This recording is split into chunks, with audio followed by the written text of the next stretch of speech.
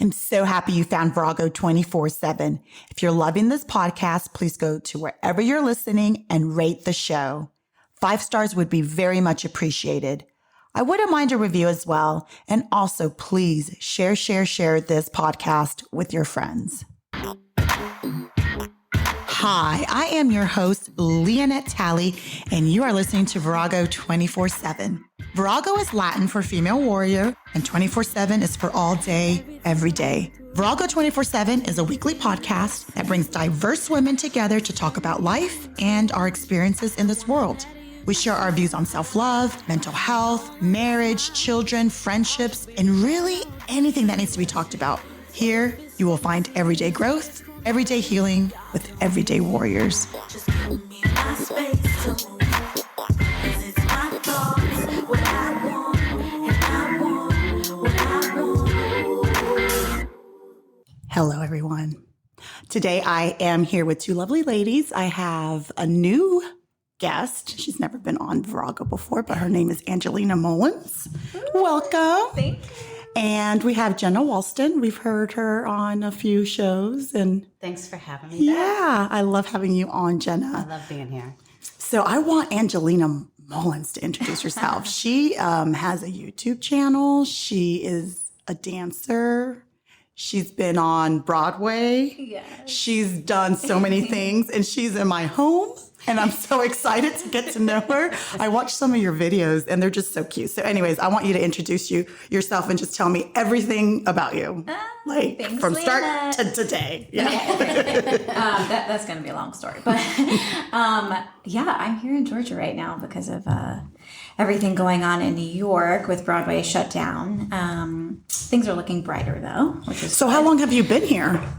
We have been here since the new year, so since January. Of this year? Of this year, okay. Yeah. We took some time. We were kind of like chilling in the Northeast in the mountains. And why Georgia out of all the states? My husband's from Marietta. Actually. Oh, okay. Yeah. Very cool. Yeah. Okay. And actually, we were only going to be here for a month. We do a lot of work with City Springs Theater here, with their educational department that they're kind of like developing. So we were doing, Colt and I and 2 of our other friends, we hosted a winter Broadway intensive that we did with the kids, which was awesome. It was kind of hard. They were like troopers. They were wearing their masks and everything the whole time, singing and acting with the masks on. But I don't know. And then we were like, what if we just kind of stay? Like, this is nice down here, just until, we're just renting, till we see what's next. But it's been really nice and kind of freeing to focus on like other projects, and it's a slower vibe down here than in New York. So it's good to think clearly down here. Yeah, I like it. But yes, so my husband and I, my husband is Colt Prattes. I guess the backstory is that we met on Broadway in 2009. We met during the revival of West Side Story, which was like a dream to do. It was our first Broadway show together. We were babies. And I saw him in the green room, and we always say it was lust at first sight. Was it really? It was lust. We always say we don't believe in love at first sight. Like, and I, love, what our channel preaches, part of love is action over time. So there's no way you could fall in love with someone like immediately. Yeah. But you can have some lust over somebody, Oh, yeah. And I was like, oh my God, that guy, please be straight. Please be, Ooh. That's hilarious. Please be straight. Please be straight. I mean, in my industry, there's like gorgeous men, but I'm like, do you like my kind? Yeah. So I was lucky. So he was straight. So he was straight. Yes. We hit it off pretty quickly. But we met on Broadway, and my husband's had a brilliant career. I mean, we both have been so fortunate. We've traveled with so many Broadway shows, and he's danced with Pink all over the world. He was her lead dancer for many years. And then he kind of has made this new foray into film and television the last 5 years. So he's done a lot of amazing projects. Well, it's funny because I called Jenna. I'm like, because I was Googling. Of course, that's how you find out. Well, I didn't until yesterday, and I'm like, I'm like, he's an actor. He did the remake of Dirty Dancing. I'm like, this is a famous guy. I had no clue. Sorry, Angelina. I didn't know. I was like, oh, okay. It's been really fun, and it's kind of interesting to because his fan base is very specific, you know, with different groups. And so they're kind of like, wait, Colt, what is this part of love thing you're doing? You know, so it's interesting to kind of get them into the community. It's cool though. So they know him as an actor, and then now he has this YouTube page with you, or channel with you, and then he authentically Colt, right? Yes. Yeah. Not the actor, not the It's super authentic. Well, I'm learning new things. I don't watch a lot of YouTube, so I don't know. I'm learning. You know, we're all learning. Yeah, we're all learning, and that's why we create. So I'll give you more backstory later. Basically, all the boring stuff is that we're in the arts. You know, that's so cool though. That is very cool. Thank you. But this year has been like life changing because we've had time to do the thing that we are so passionate about. You know, and it kind of, I feel like it's an addition to all of our, you know, other talents, because then we can speak honestly from our hearts. So we always have had friends and family come to us and be like, what should I do about this? And what should I do about this? And I think they trust us because we're very open about our pasts, and we have dated a lot, and we have been through, you know, a lot of fires and back. And when we found each other, we really knew what we were looking for. And I'm very lucky because my husband is like very emotionally available. Like it can be always on the table at any moment that I need him, which is amazing. But we also kind of worked for that, you know, like you do in any relationship. So we were talking like, I don't know, probably 2.5 years ago now. And we were like, wouldn't it be amazing to write a book about all the parts of love, like that there are, about communicating and how to build this relationship, how to teach people to love well, you know, because love is something that we all feel. We all feel it naturally. It's a human, you know, feeling that we have naturally, but we don't know how to love well because that's a learned skill, you know, and whatever we know about how to love well, it was modeled for us or not modeled for us, you know, lack of action. And so then we take that out into the world and we meet these people that we fall in love with, but then we don't know how to show them and how to show them how to love us. So that is the gist of what we're trying to create with Part of Love. And we don't have all the answers. We always say that. We're always learning. But we want to make it an open conversation to help people to learn to love better, you know, because we can all grow together, right? Yeah. When did you start doing the videos? It's been about 1.5 years now. Okay. And we were really bad at it at first. Like if you watch some of the beginning videos, like we had the iPhone in the kitchen and we were like screaming at each other. We're like, wait, move over, you know, like I can't see you. This is stupid. We didn't write down what we were going to say. You know, like what are we even talking about? Turn it off, you know? That's hilarious. So, I mean, it was nuts. It was nuts. And now Colt's gotten really fancy. He's very good at he has all the fancy equipment. And he's amazing at editing now. And the lighting. It's getting better and better. So, well, I think with anything, it is. Right? Like when I first started, I'm sure my first few shows were kind of whatever. And I have a friend who does television. He's behind the scenes. He does production. He came over. He's like, I need to help you with your intro and your outro and your middle. And he watches commercials and analyzes the commercials. So it's awesome to have people that know what they're doing to help you out. But that's the beauty of any business that you start out is learning as you go. Yeah. You know, everybody thinks the key to success is just like, man, they're doing so awesome. But they don't realize how it got through there. all these. Oops, shouldn't have done that. Or, this is so much better. Yeah. It's all part of so true. What will keep you as this your baby, you know, all those things that you learned. I'm excited for your future. Well, thank you. Yeah. So Angelina, you talk about relationships and marriage on Part of Love, and Jenna, let's bring you into the conversation, Jenna. So 2020 affected me differently. Yeah, it did. I did not relocate, but my husband did. Sadly. And I shouldn't start it with sadly. I've got to change that. Well, it's sad for our family. Yeah, it's sad for our family, but I'm seeing joy come back in both of us. So that's not a sad situation. No. Yeah. What we were in was sad. So I'm going to change up my verbiage on that. But I have been living on my own since October 9th. And gosh, there's some 9s. The last time I was with him was January 9th. Wow. So I'm just learning. This is the longest I've ever been alone. Yeah. Like solely alone. I have zero interest in dating.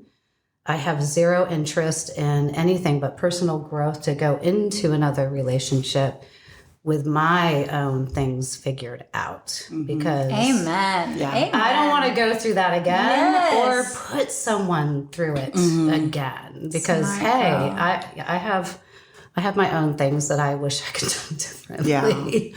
But I also have things that I wish I did do, that I didn't. So I think right now it's about self-love, self-care, just trying to figure myself out because I spent, my entire life pleasing others. Yes. And seeing what brought them joy is what brought me joy.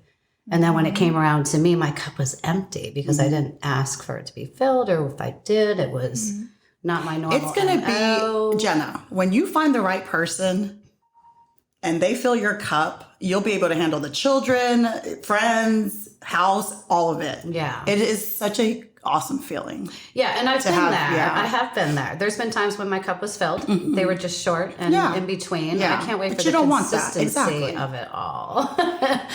That's the key, I think, is consistency. And I'm guilty to fall, to not being consistent in things because we have so many different people pulling us in so many different avenues that we described it before with Britt on a previous show. It's like, juggling very expensive, fragile plates that you don't want to drop. Yeah. It's a great description because everybody that I love is that valuable to me. That's now I need to pay attention to the treatment. Yeah. Right? Yeah. So some plates should be set down and maybe somebody else should purchase them and use them in their own home. Like I'm at that stage of let's put the plates down. Let's reassess. Let's figure out why am I juggling all this when people are capable of doing it themselves. right. So when I met you, it was just lust at first sight for me because your relationship, watching the two of them.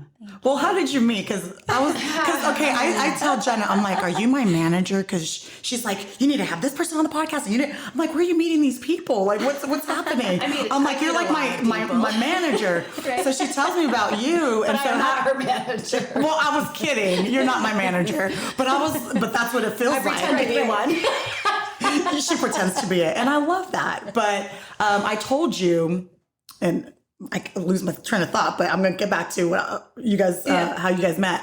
But I told you at the beginning of 2020, when I write down my goals and I wrote down, I'm doing a podcast and I was reading this book about who are the people that are going to get you there.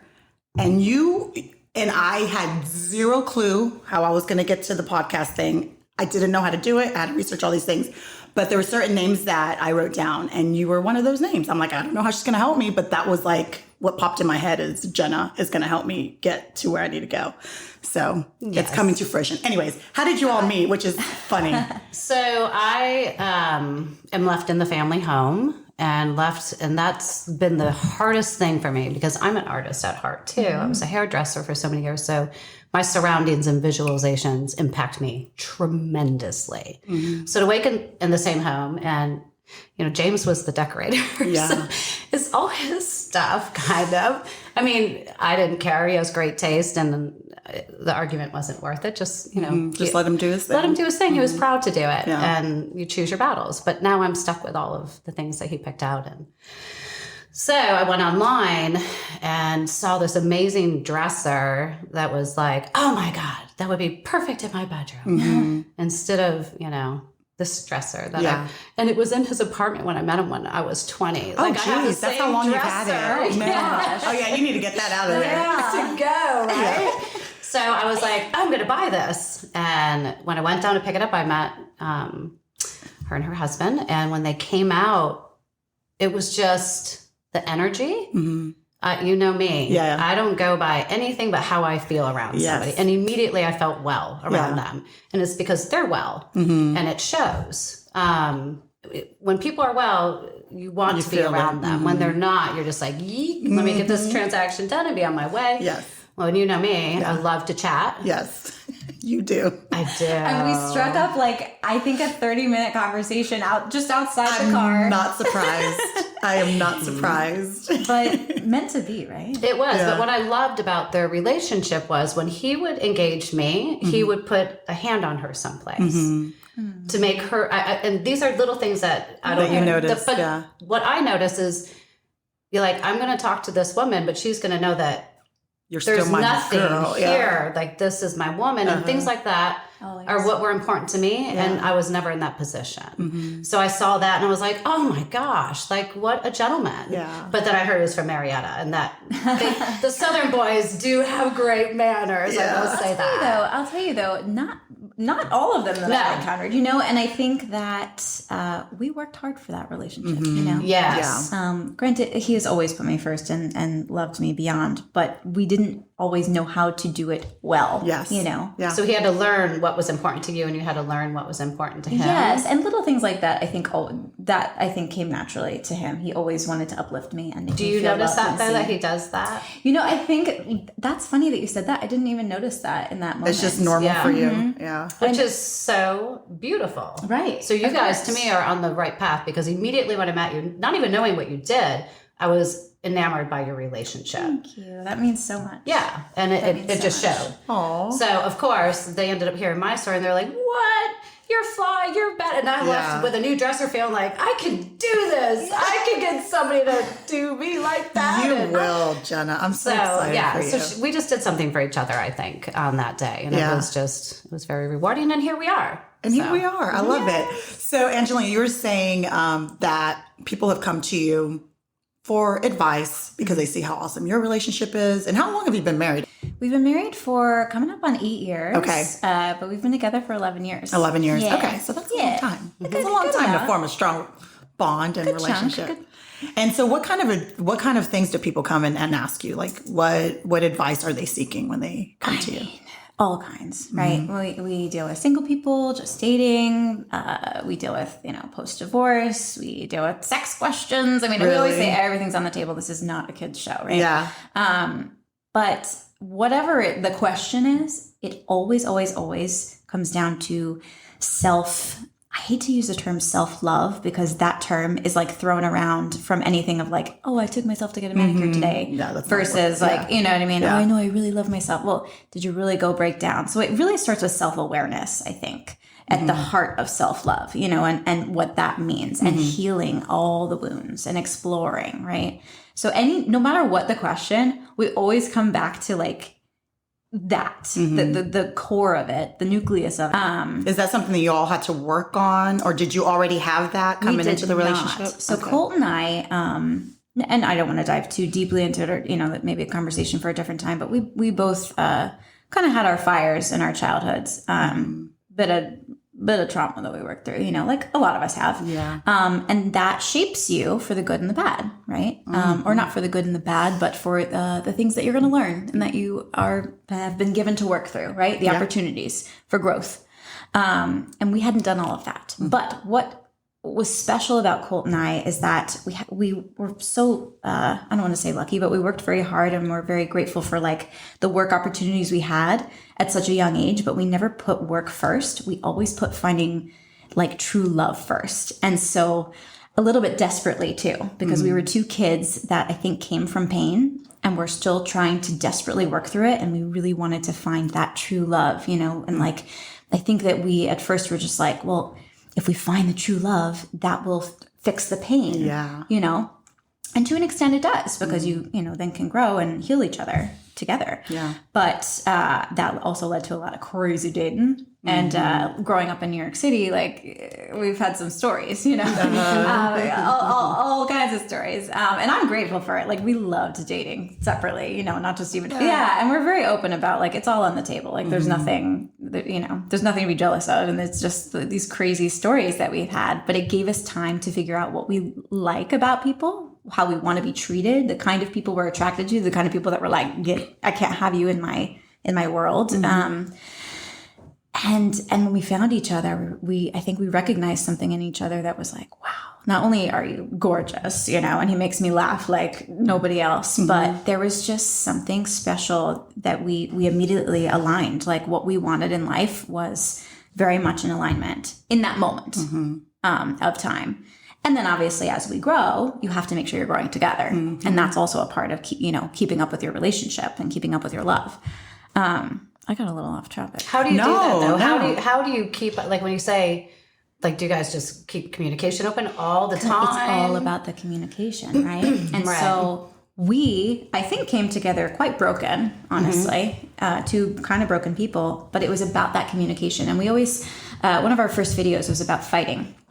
And there was something that Colt wasn't really comfortable sharing, acknowledging with me to an extent. And I always say, I went in there with a jackhammer and I was like, I'm going to break. Sorry, I don't know if you're no, you're fine. You can down this goddamn door. Let me in there, you know. And we always say it was like the Frozen fight, like Anna and Elsa on one side of the door, and it was one of those fights. And let me tell you, like, love can be beautifully ugly sometimes. Yes, and we were on the floor crying on either side of the door, like I could feel his hand on the door, and I was like, I love you. Just let me in. And I remember we were falling asleep on either side of the door after like a good old cry. And he finally let me in. And he was like, I see you. I hear you. I'm going to be, you know, and things like that. They happen in relationships, but it's necessary. So when you're fighting, what are you fighting for? Is it for a good cause? Is it for the better of your love, the better of each other? Are you trying to heal something in each other, you know? So also fighting, don't be afraid to fight. Yeah. We always say that. But yeah, I agree with that. But it sucks when you're in it. Oh God, it sucks. But with my marriage, we grow every single time we're in a big blowout. Exactly. It's huge, and it's like, where did this come from? Let's dissect it. Yes. And But then again, you grow together. Yeah. You that's how the growth happens together. And I think you have to again trust that. It's not all on you. It's a two-way street, right? Yeah. So if that person isn't willing to get in the ring with you and fight for each other, exactly, you can't do it on your own. Exactly. They have to be willing to. Yeah. And that's where, you know, it gets complicated sometimes. And sometimes it is sad to leave a relationship if they don't want to get in the ring, though, you can't fight it alone. Yeah. You remind me of that jackhammer story of a therapist who once, a marital therapist, told us.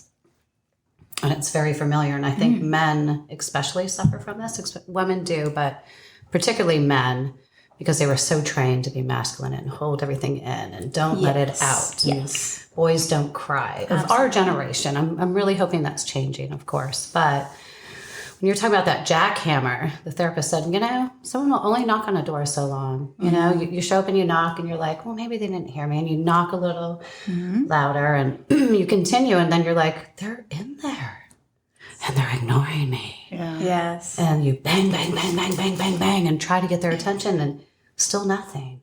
How long do you stay and bang before you walk away? So it reminds me of like that jackhammer, like, you can try and you can try and you can try to say, I love you and I'm here and I don't know what is behind this wall, but I've got you. Yep.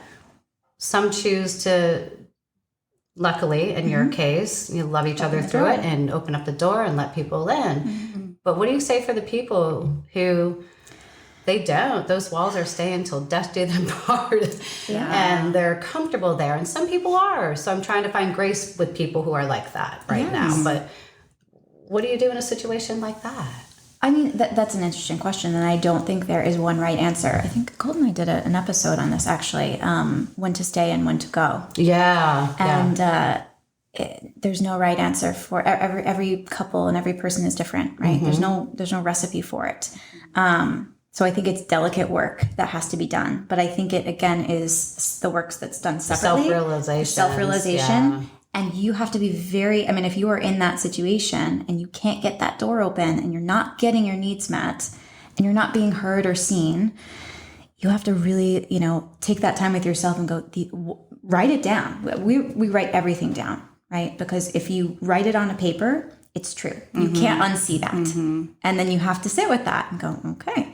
But that's the scariest part, right? Once it's out, it's out. It's okay. It might be ugly, but it's fine. But then you go, okay, what is the time frame that I'm willing to do? What is this? Yeah. And it is scary to do that work, but only you know the answer. Yeah. Well, that's what I was going to say. I think it's a personal thing because you're an emotional person. You need those emotions and you need them reciprocated. There's some women that probably just don't give a shit. They're just kind of like, I'm going to deal with this. This is what it is. And they just go about their day, but that's not who you are. So my thing is, it's like, what are you willing to put up with is the bottom line in the question. Absolutely. And I wouldn't be able to put up with that. I need emotions. No. I need lots of emotions. And I think all three of us are similar to that. But I think that's because we're very intact with that part or in touch with that part of ourselves. I always like to look at the women, because I really relate to that, but just any person in general, when Colt and I are talking to them and go, but what is the love that you truly deserve, right? There's the love that is good enough. Good enough is not fine. It's not. That's but fine. I don't want to judge you. Just that's what they deal with until they die. Of course. Yeah, but I would like to, for our generation and everyone to come, to just break the chain. And I mean from trauma. I mean from putting up with dealing with just fine, just good enough. Why? Yeah. Life is too short. Let's realize ourselves. And if we're lucky enough to have a partner that also does the same, amazing. But I always say, I'd rather just be alone. Yes. And I'm really grateful that I started doing the work earlier than some of, my peers and women that I adore and love, because I knew that I had too much to sift through, that it wasn't worth sharing a life with somebody else if I already had to, do this work on my own. And B, I certainly wasn't going to have kids until I knew who I was. And I still struggle with, okay, well now I'm working through, I know a lot more, so I think Colt and I are transitioning into, we might be ready for what's next. But it wasn't until recently that I felt okay with the work that we did. I think that's amazing. Yeah. I didn't do it that way. I had babies young. I got married young. I didn't date a lot. So I think with me, I'm very fortunate that I married someone who's a lot older than me, who did all the dating and all the crap and got all that crap out of the way. Yeah. So then by the time I came around, he had to watch me grow up, which is really sad. I'm sorry, Philip, because I didn't know how to communicate. And I was 22 when he met me. I was 25 when we got married. I brought a child into the relationship, and then we had more babies. Yeah, I've never had time to figure my crap out. He's a very patient at all. I'm literally I turned 41 in November. I'm just literally in the past 5 years learning my stuff. And you can't see Leanna's face. She looks like she's 12 years old. I'm not sure what the secret is. Thank you. A lot of moisturizer, and I drink lots of water. And I exercise, and I get lots of sleep. No, don't you hate when you read that stuff? I'm like, really? That's all you do? But I do moisturize a lot. I'm obsessed with skincare. And I think it's genetic too. I don't know.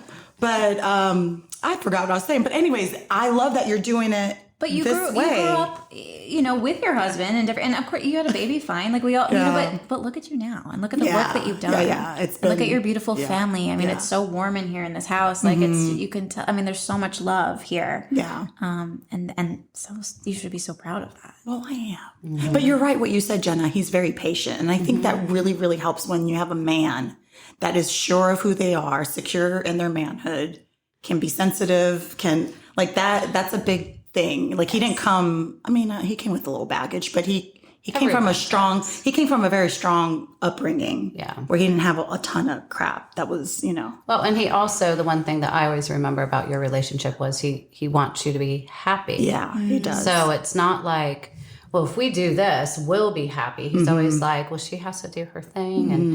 And when we first met, we were on total opposite spectrums. Oh my gosh. It was funny. She wanted what I was doing, and I wanted what she was doing, and we were in different worlds. And when she was a career woman, I'm like, wow, she has a job and a career that she's been doing since she was 20 something. I'm like, I went to college, I graduated, but then I had baby, so I went down a different path.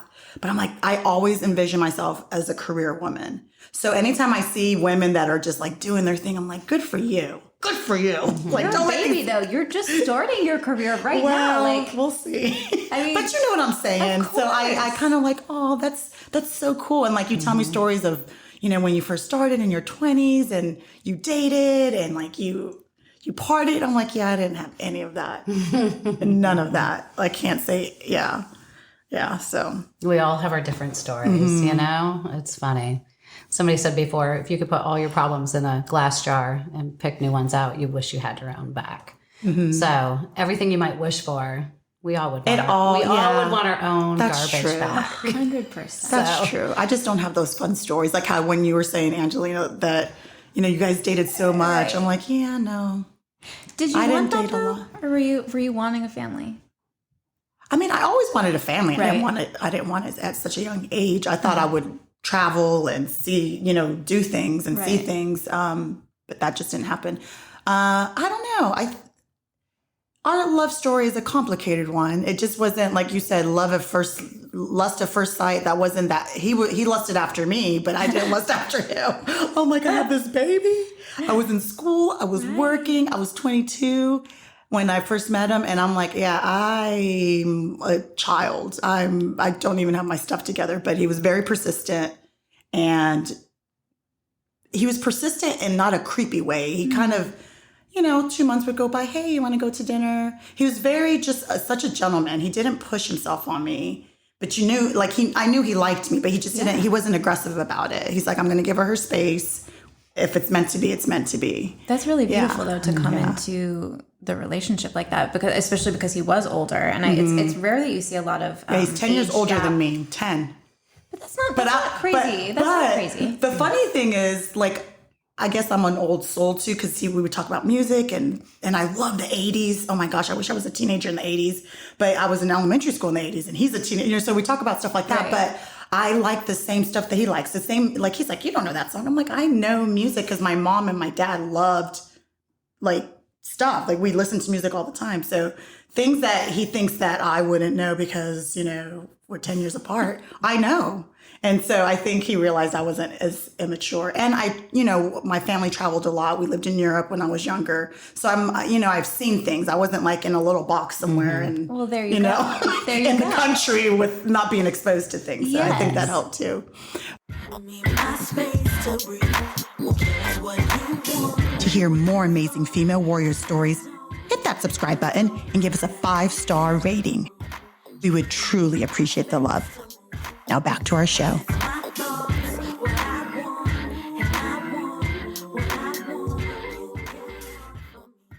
Jenna, I know you said you're not ready to date, but when you are, let's talk about it. What are the things that you're not going to put up with?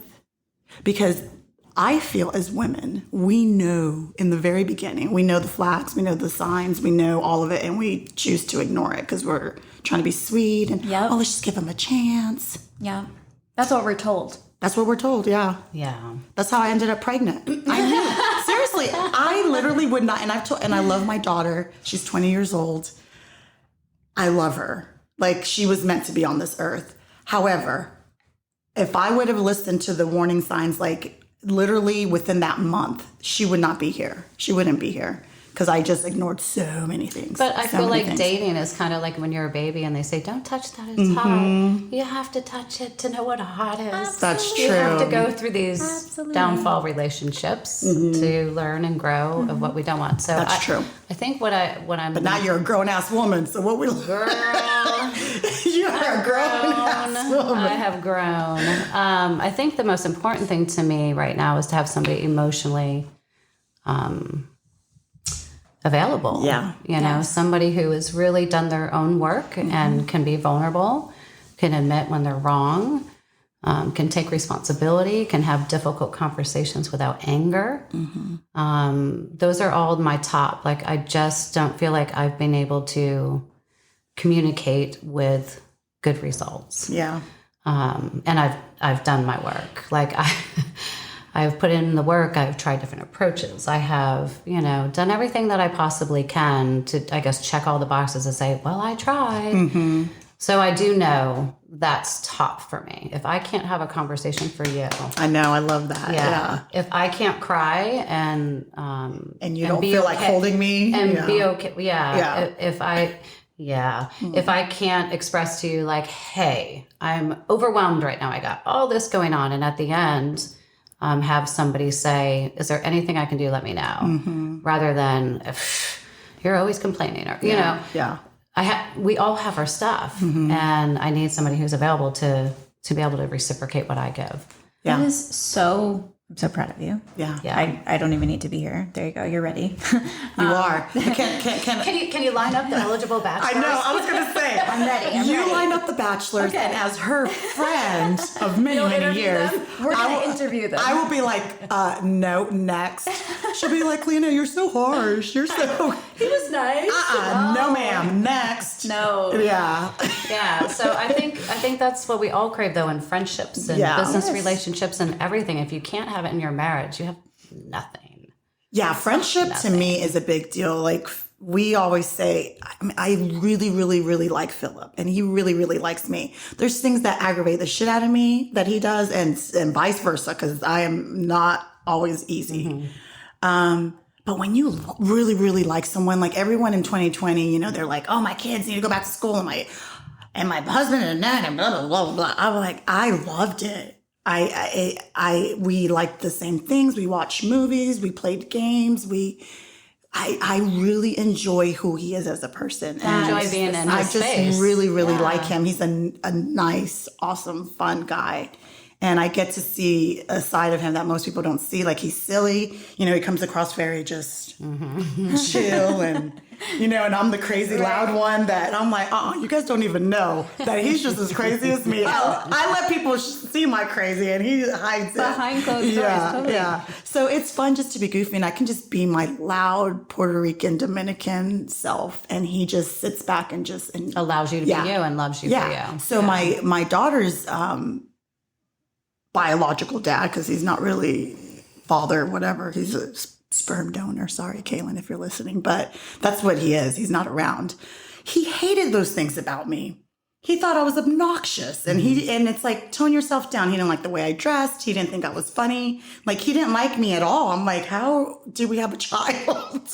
And you like nothing about me. Yeah. So there's someone out there that you don't have to dumb yourself down or tone yourself down. Like, this is who I am, and someone's going to like it. Amen. Amen. But the thing is, I put up with that, and it's like, okay, well, let me just be, you know, to squeeze yourself into a box. Until I was like, no, this is not working for me anymore. But I think the more we discover ourselves. And I'm so glad it happened at an early age. Yes. Yes. Yeah. The more you discover yourself, though, and the more you get specific about who you are, and you come into that, the person that is specifically meant to counter you, it's going to be so right. Like, the less you hide of yourself, because then what are we doing? We're giving a vague picture of who we are to the world, and then a wishy-washy person is going to meet you. Yeah. Whereas if you give a very specific idea of who you are, not idea, specifically say, this is who I am, the right person is going to find you and love all of those little bits of you. It's clear. Yes. You know, the clearer we can Instead be of with it being a mystery. Exactly. And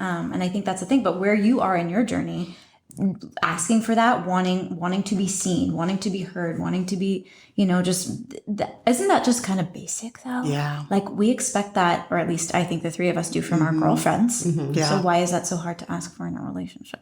Well, you know, it happens. Right. And I always wonder, like, did it start off that way and the woman just ignored it? Or does you get into the marriage and it just evolves into that? I always just wonder how people get to where they get when, you know, their unhappiness. I think it goes back to childhood trauma. Yes, girl. Yeah, it goes right back to childhood trauma. And that's what, of course, we did an episode on that. But it spins you into places that aren't healthy later on in life if you don't tend to those. Yeah. I felt like I had tended to them because I could talk about it. You know, I could reflect on it. I could get the good out of it. But deep down to my core, I'm always prepared for the end of the world to happen on this day. So if you're mean to me, or if you're going to ignore me for a day, like, you could die today and traumatize me again. So you better come correct and start fucking talking. Like, that's just who I am. I don't like to be angry. I don't like to be upset. And I like to compromise.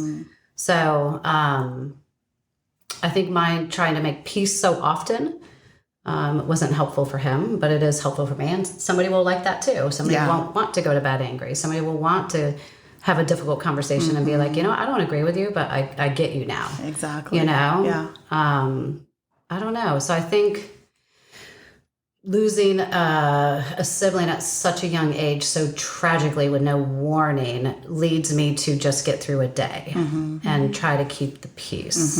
That's what I'm coming up with. I don't know if I'm right yet. That's since I've known you, that's how you've been. Yeah. I don't like people upset. And I remember you would do, you know, if he was upset, and I know this is not about, you know, bashing him, but just showing who you are. Yeah. You're like, okay, if I just make this, and she's all about presentation. Like, I love that about you, Jenna. Me, I'm like, here is the container that the food came in. Have fun, enjoy. Jenna takes out all the platters. I like the experience. Yeah, she takes out all the fancy platters and she displays it real pretty. And so you would do that and hoping that he would change his mood. It's like, if I just set the tone, if I just set the mood with the food and the right lighting, and I would watch you and I'd just be like, oh my gosh, it broke my heart for you. It broke my heart for you, because sometimes it would work and other times it did not. Oftentimes it didn't, but you would try so hard, but that's just who you are. And I appreciate it. Every time I go to her house, man, we have the best, even if it's like a salad. Right. Just a simple salad. She chops up it's just, I enjoy it. Yeah, you just really know how to make someone feel really good. And I pay attention to what their needs are and what they like. And there's a man, and I am so excited. Like, I know you're not, but I'm so excited that there is a man out there just for you that's going to just love all of it. And just, ooh. Can you imagine someone that is so appreciative of that? He's going to be blown away. Yeah. You know? Someone that truly sees you and goes, oh my gosh. Thank you. Yeah, like how beautiful. Like, look at what she did. Look at the spread. Don't, I mean, what is it? I'm bad with these. My husband always makes fun of me. What is it? Don't throw your pearls to the swine. Or don't, like whatever. I don't know that one. Whatever that one is. Yeah, but one of those. But don't waste your beauty on the. I don't know that one. I tell my husband when I don't know something, I'm like, English is not my first language. Even though even though I learned English when I was like 5, but that's not my first language. So I don't know what you're talking about. He's like, whatever. Pearls to the swine. Yeah, I haven't heard that one. Actually, I have. I think it's like a Bible. He's good at There is something about pearls and you know what I mean? Yeah. Either way, don't waste your goodness, your beauty on people that don't appreciate it. Yeah. And then it makes you feel like lessened. And then you're like, oh, I wasted this, or I feel taken advantage of, you know? Depleted, I think is a great word for me. I've been very depleted. Yes. Very depleted. But what I admire about you, Jenna, is that even in those times where you have been depleted and your efforts were not acknowledged or appreciated, this chick will do it again and do it again and do it again and do it again in hopes that maybe this time. And I just love that about you. I really do. And I will continue to do that, you know, for him. It's just, he's the father of my children. Of course. You know, I've loved and been friends with him for 28 years. However, I can't wait to get to the healthy part where it's like, thank you for giving me these children. And that's the best thing that came out of this. And be at peace with that instead of, how come you can do this for other people but not me? Or how come, you know, it just, not everybody's cut out to be what we dream of them to be. So like when you said something like, oh, she would do this and she would do that. Well, that wasn't what he needed. That wasn't what he wanted. Yeah. It was my way of keeping peace, but it didn't work. Like you thought that was his love language, but it just wasn't. Girl, we even did our love languages and that was ignored. So we did the work. Everybody knows that. It's just your heart and soul have to be in it. And I have felt from the beginning of my marriage that was always lacking. It was, we have a beautiful family. Image-wise, we just fit like, oh my God. Like we couldn't go anywhere without people stopping us all the time. And when people found out you guys were splitting up? Blown away. Because we're great. Blown away. We're great together when there's people around. Yes. Right. When people are not around, it goes back into what makes us who we are when we're around other people. Money was very important. He worked 24/7. He didn't grow up with a family himself, like a mother, father. He had a mother and a sister. So I would discount that a lot and be like, well, he didn't really have a role model, you know, and give him excuses. And just so proud of him for the dedication and work. But I needed some of that time. I needed some of that attention. So I would just focus on, I'm a businesswoman. I'm an entrepreneur. I'm going to keep these guys busy while you do that. Like we were a great team. Yeah. And when we would travel, it was still lonely. Yeah. So even when we would accomplish the things that we wanted, I was still alone, like physically, emotionally. It was. Do you think that you were more in love with the idea of what it could be?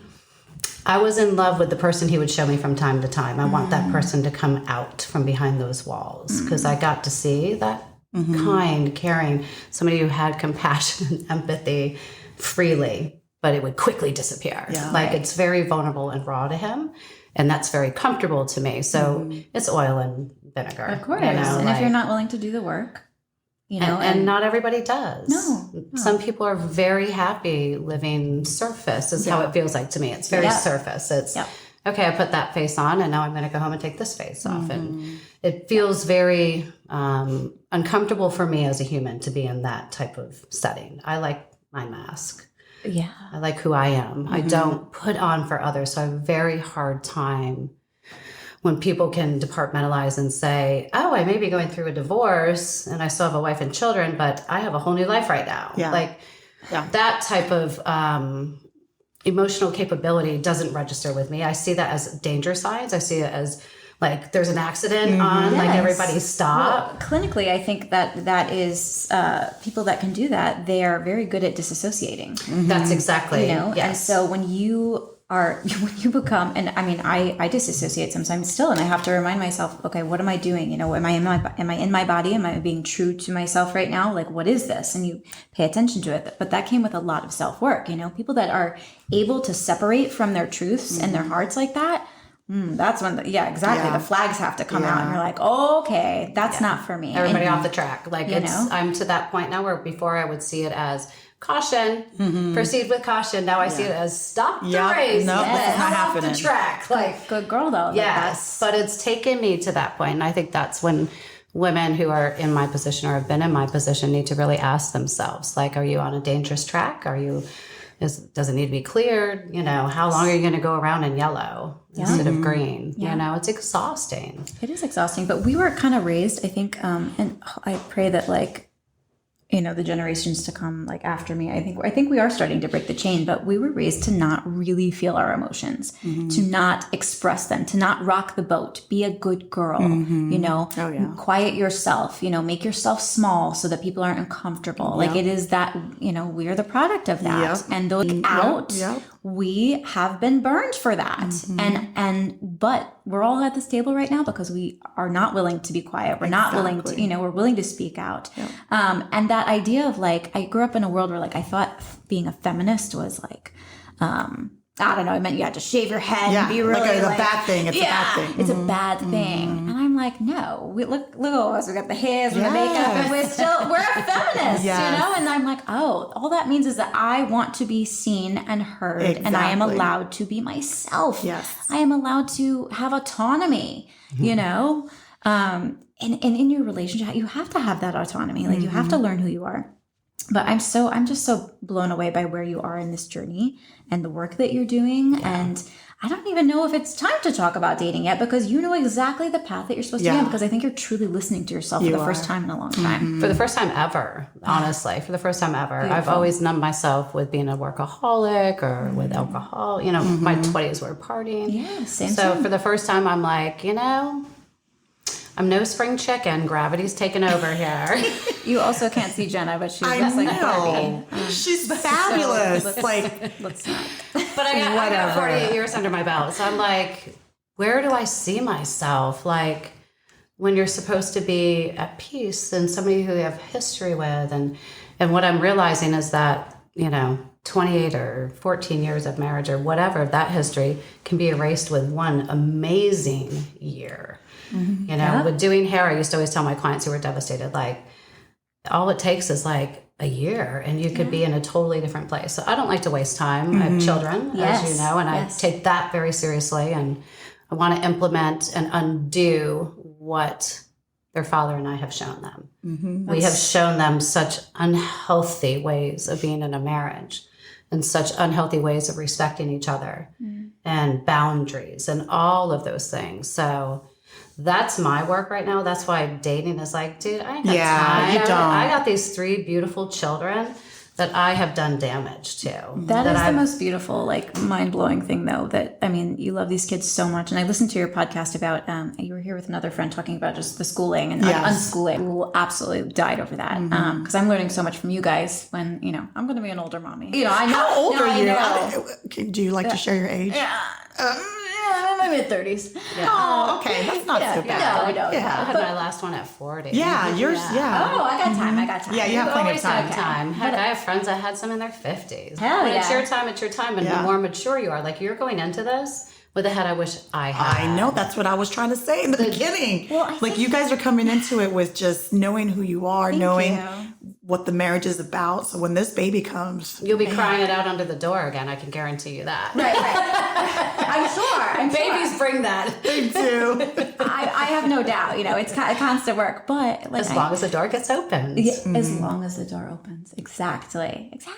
And always new things are going to come to the surface. It's so funny. People are like, do you guys ever fight? And I'm like, all the time, screaming. Really? Sometimes, but not unhealthily. It's never with you're not malice. You're not cussing each other out. It's just coming to never. But it sometimes there is an explosion because there's just we're both very emotional, Colt and I, and we.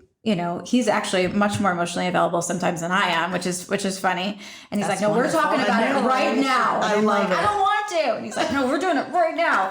But that's good. You know? It is and then good. we get on the same page quicker, and then we grow quicker, and you learn how to work together in that. You have to learn how to grow together. So it's really cool. True, because I say this all the time, but I have an aggressive personality. When I was younger, I was so quiet and so shy, so people weren't even expecting this from me, but I would just punch you if I needed to. Oh my God. So that's my nature. So I've had to learn you can't touch people, you can't punch them, but the times, so like when you're saying like, he would want to talk, because he's a good communicator, let's talk about it, and I would shut down. And I'm like, if you don't get out of my face right now, I will punch you. I will punch you right now. And he's just kind of like, hello, that's not how this marriage is going to be. We're not. And I'm just like, oh, then I look like the crazy one trying to fight people. And I've learned that, okay, calm your ass down.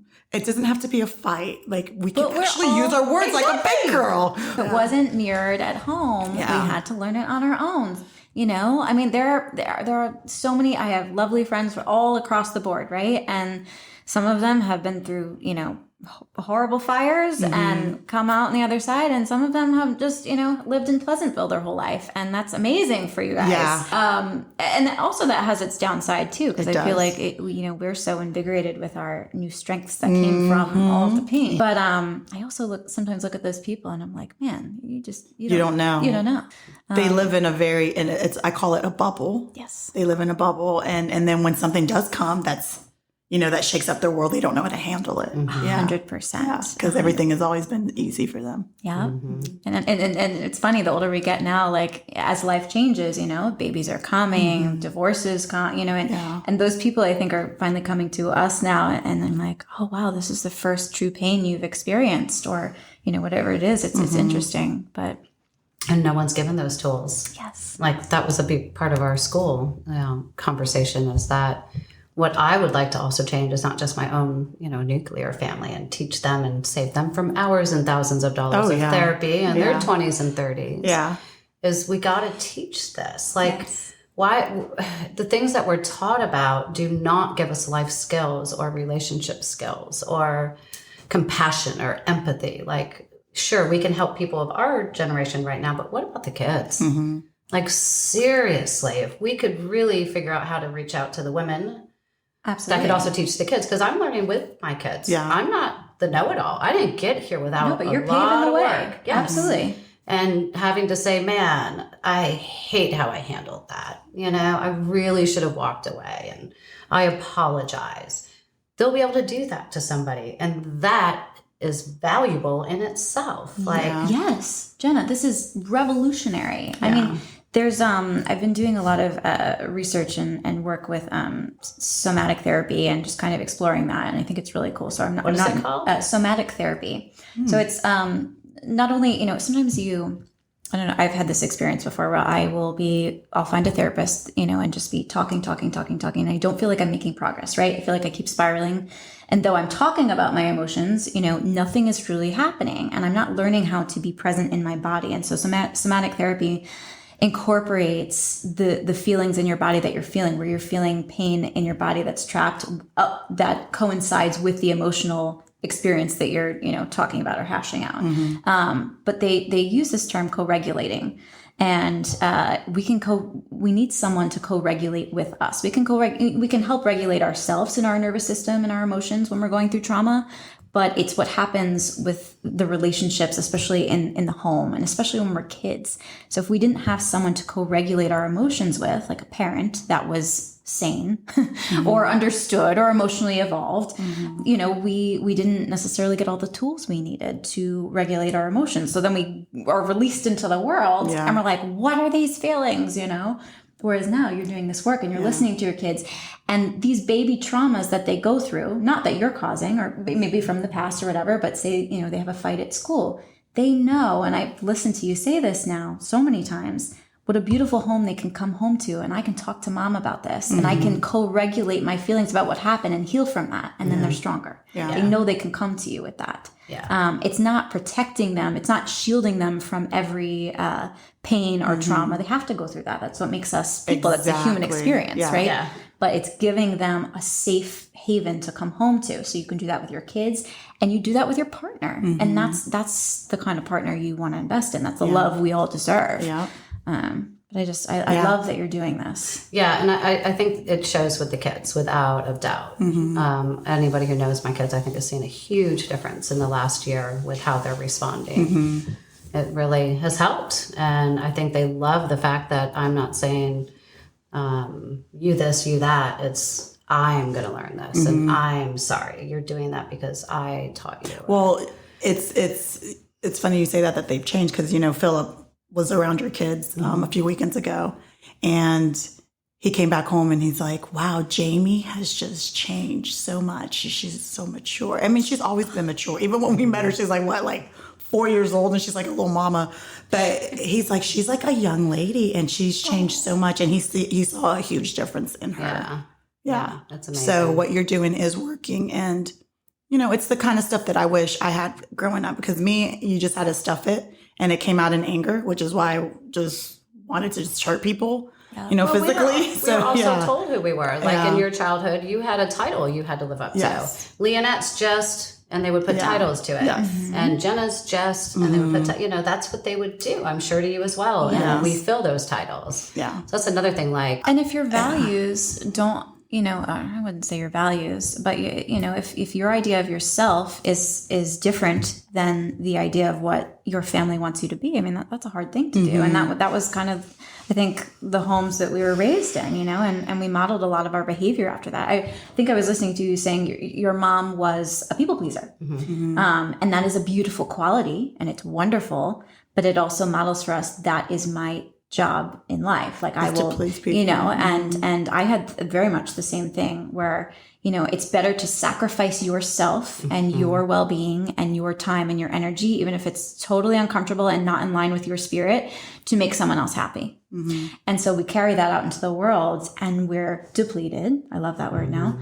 And we've lost ourselves entirely. And we're so enmeshed in some of these relationships. We don't know who we are anymore. I mean, that's how these patterns happen. We can't blame ourselves, but we can now do the work. Exactly. Well, we have a therapist that comes on, Bridget Morris, and that's exactly what she says. She's like, she doesn't want to put blame on our past or the people that were there, because they did the best that they could with the tools that they were given, because I'm sure they had their stuff from their upbringing. Generational trauma. But instead of blaming, we get to choose. Like, that is what we have control over, is choosing what we want to do next. And that's what I've learned from her. And I'm like, let go of that crap. And I'm choosing to do something different with my kids. So yeah. And how healing it must be to watch these babies grow up and be so, have their own autonomy and have these strengths. I mean, my gosh, you guys must be so proud. And like you said before, it's not that it's without any kind of stuff, because, you know, my kids have anxiety and all these things, and you know, and you know, at first I was like, is it something that we're doing as parents? Like, let's talk about it. And sometimes it's just the way we're made up, you know, and like you said, as long as there's a place that they can come home to and bring their anxiety to this house and just be who they need to be, you know, that's beautiful. And before I'm like, I got to fix it. Like, why are you like this? Like, what is it? And now I've learned that this is just the way they are. And if we just give them a safe place to land, then that's all I can do as a parent. I love these talks. I do too. Imagine if all your kids or us did not have roofs placed on us, you know, where I don't know. I think what you're saying is so important, that you don't just get there. We need to allow them to be themselves instead of you need to, and what are you going to do? And, and allow and don't act that way. And why? Because my thought process has always been like, well, you have this home and you have things. You're ungrateful. And we're amazing parents. Hello. And how do you have anxiety? But I've learned that that's not that.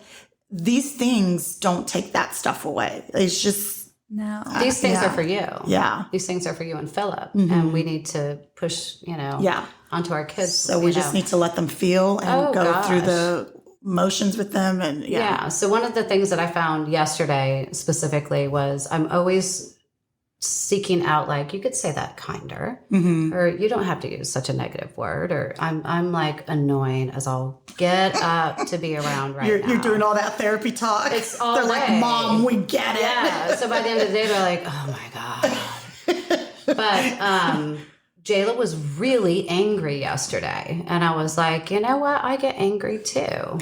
Tell me what's angering you. Instead of what we would have been told is, go back to your room, change that attitude. Exactly. Don't come out here until you got a smile on your face, but not teaching anybody how to get there. Yeah. Yes, that's the epitome of co-regulating right there. I see you. All it takes is I see you. So this morning I thought, okay, we're not going to go down that rabbit hole again of the power struggle. And she came down and wanted ice cream. She wants ice cream for breakfast every morning. Every morning. Hey. And I'm like, I feel you, but we're not going to do that today. Today we're going to have the banana bread I just made. Well, I don't want banana bread. Well, tough luck. This isn't a restaurant. This is what's on the menu. And I'm normally not like they're used to hearing what I have to say. Like, go back upstairs, take a breather, do what you need to do to come back down and talk more appropriate to me, And sometimes I don't say it that nicely. Yeah. But today I did. I was like, I see you're angry. Talk to me about it. What makes you so frustrated? Ice cream's great, but does it have any nutritional value? Let's look on the label. I shifted it. Then she was like, well, I want cereal. And I'm like, Fruit Loops? Let's look at the nutritional value of Fruit Loops, shall we? And then let's look at this homemade banana bread. Still a lot of sugar, but so we turned it into like an education. Before that, she wasn't mad anymore. But I could have been mom and power struggle and you're doing it. And it felt so good to be aware. And do it. I have to consciously make an effort. So we don't get here on our own. I do want to yell at her. I want to do like, who the hell do you think you're talking to? And, that voice is there. It's there. It's real. But that communication, I mean, isn't that the problem in so many marriages, any relationship, really? If we don't communicate the why, right? It's, I don't have time for this. No, go away. We do that to kids because we read it off. You're not going to understand. And I don't want to take the time to explain to you. But we do it with our partners too. And if we just go into the why and see our case, and obviously you need someone that's involved to listen. But it's beautiful, that communication with your kids. Yeah. It is helping. It's helping tremendously. Well, I'm excited for that man that comes into your life because they're coming into a healthy home, healthy children, healthy mama. Yeah. And I'm excited to, not in the near future, but I do tell my kids because they're like, are you ever going to date again? Because they know I'm not interested.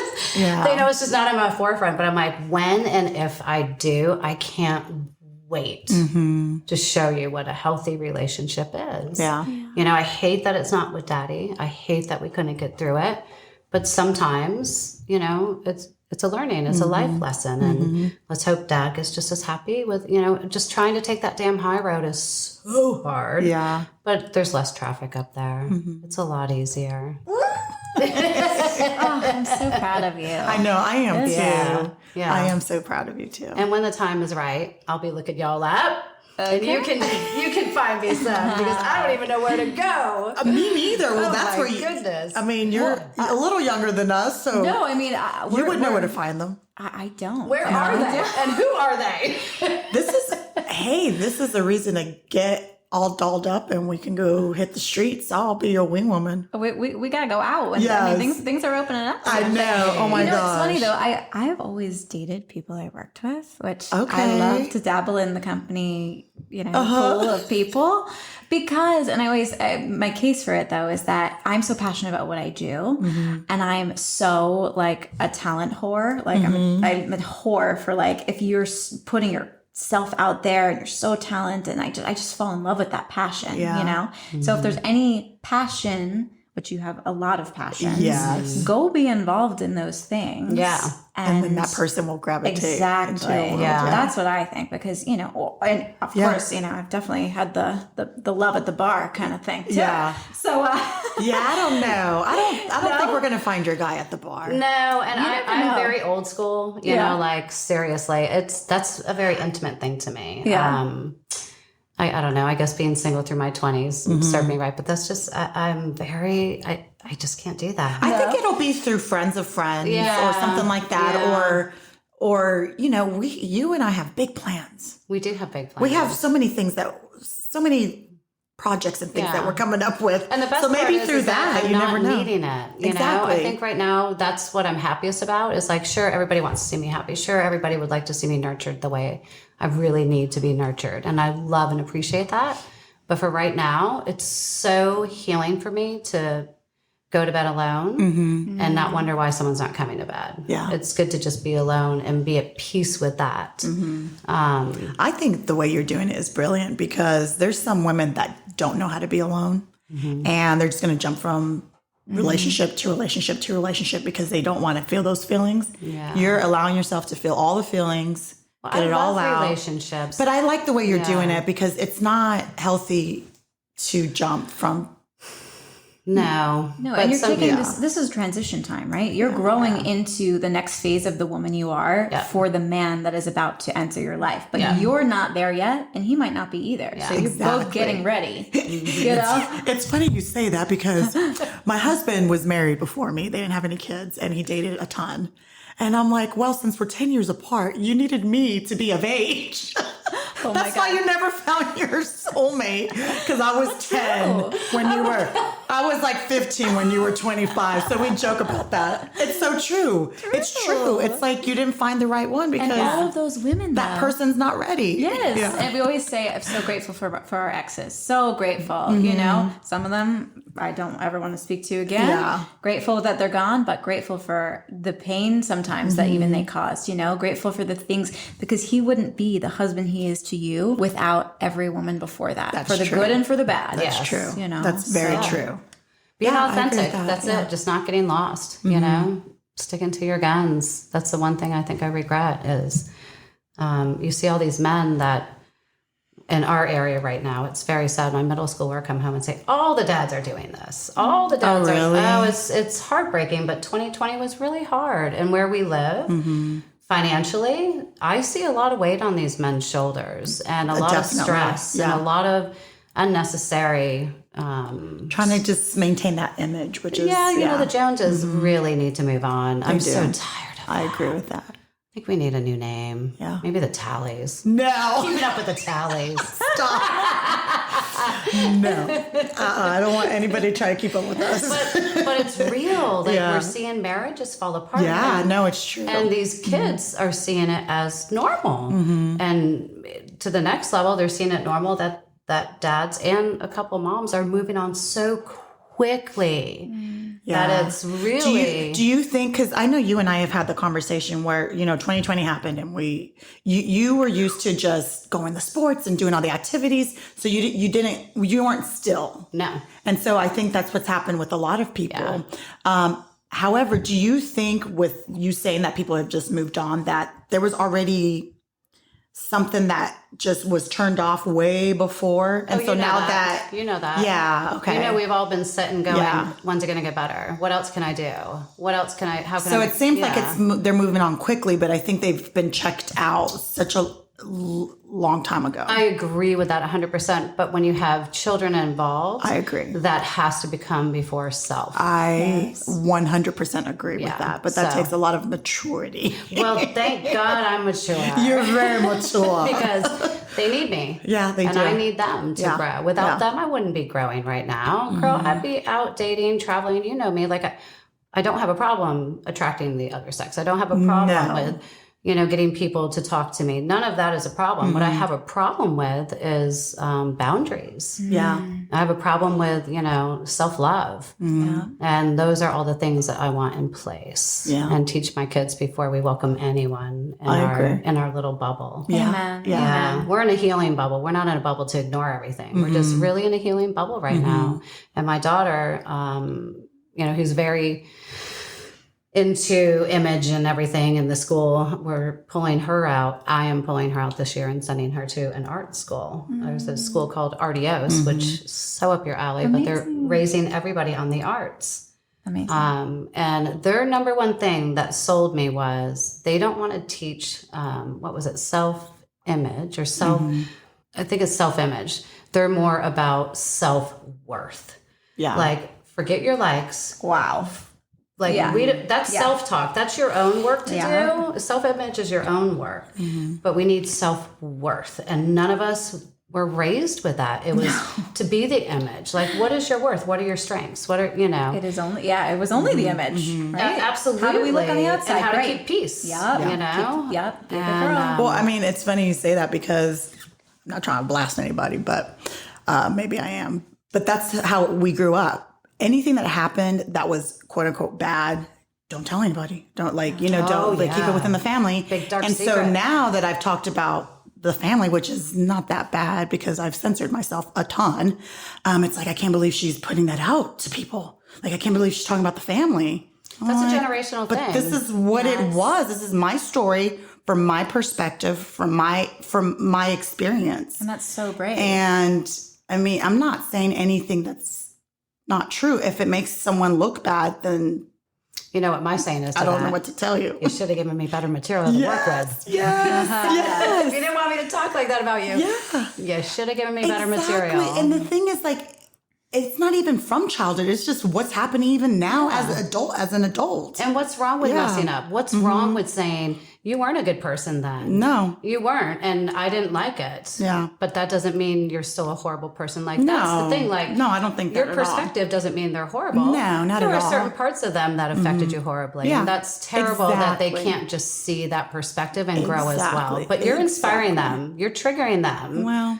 hey, it may spark anger, but behind that is sadness. It sparks anger. Yeah. Like, how dare she? Well, it might spark growth, though. You never know. Yeah. But at least you're being true. Yeah, I think for me, I need to be as open as I can be with my journey and where I've come from and where I'm going and and what you've heard all along the way, and you've kept quiet because it really affects you when people are in this situation. It really affected her when we finally got to the point in the relationship where I point blank had to ask her a hard question because I wanted her answer. I wanted to know where she was, who she was. And when you share that, I could tell, she was in tears over my shit, she's very passionate. And I loved that about her, because I put her in a tough spot. We got through it. We're not well, you this or you that. That's growth. And that's who you need to be around. Yeah. She helped me own some stuff that I was defending that had no right defending, but that's what you do. It's what you do. Yeah. Well, so that's beautiful. I think what you're doing is exactly what you're called to doing. And it's going to piss some people off along the way, but it's going to inspire so many more of us to become more honest and speak our truth. And people who don't like boundaries don't like that. That's so true. Yeah. So, and my other thing is, how are we going to share? How are we going to think we know something and share all this quote unquote wisdom when no one's heard your story? It's who is she to tell me what to do if I'm not sharing who I am? I can't just put out this podcast and just talk about fluff stuff. That's not what I wanted to do. So I'm glad that you guys see that. Yeah. And we can't tell people what to do. We can just inspire them. Yeah. That's that circle of control. Exactly. And the circle of influence. Yeah. All we can do is influence people because our world needs this. We need people that are going to step up and talk about their relationships. Yes, we need people who are going to step up that. and say, I have really done my kids wrong and I want to fix this. Yeah. I want to shift it. And girl, you're living proof. I mean, I know Kaylin's why am I not Karen?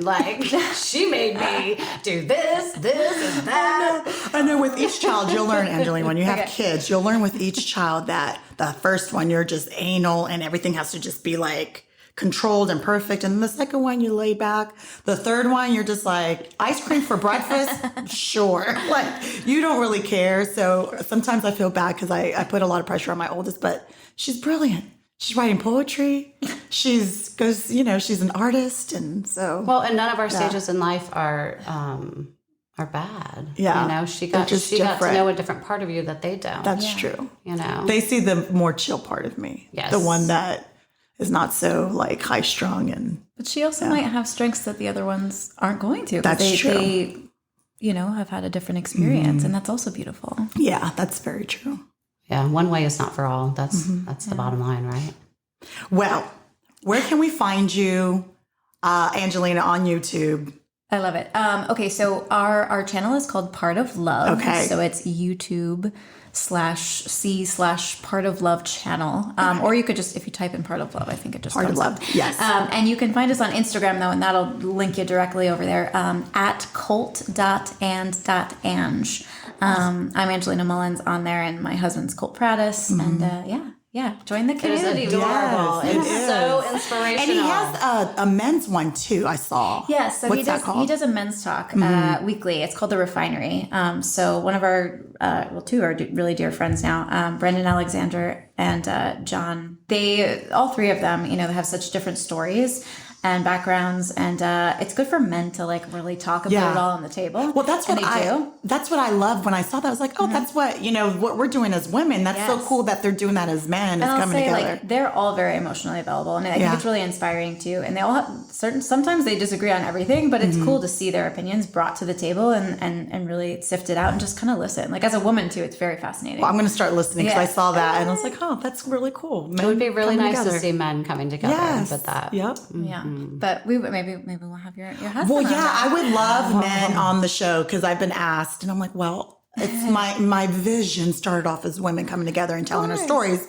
However, men are interested in what we're talking about, and so I would love to bring the men on, and we can talk about marriage and whatever, love. I don't know, whatever we feel like talking about. So yes, thank you for having me. Thank you so much for coming on, and Jenna. Yes. We wish you the best. Well, stay tuned. We'll see. Oh. She's on the right track, baby. We are here for all of it, and you know me. I know you, girl. I'm going to make sure he's the one. She's going to be so mad. She's like, gosh, you're so judgmental. No, that's what best friends do. And? All right. Thank you, lovely ladies. Thank you. All right. Bye. Bye. I will end with this quote. Staying in a relationship just because you love somebody is not worth it. Love is not all you need. Respect is what you need. Happiness is what you need. Knowing every day you're their favorite person is what you need. Learn to love yourself instead. Thank you so much for listening to Virago 24/7. If you haven't done so already, go ahead and hit that subscribe button. And please give us 5-star ratings. Also, don't forget to follow us on Instagram at Virago24_7 and on Facebook at Virago24/7. And just connect with us and share your story. We'd love to hear from you.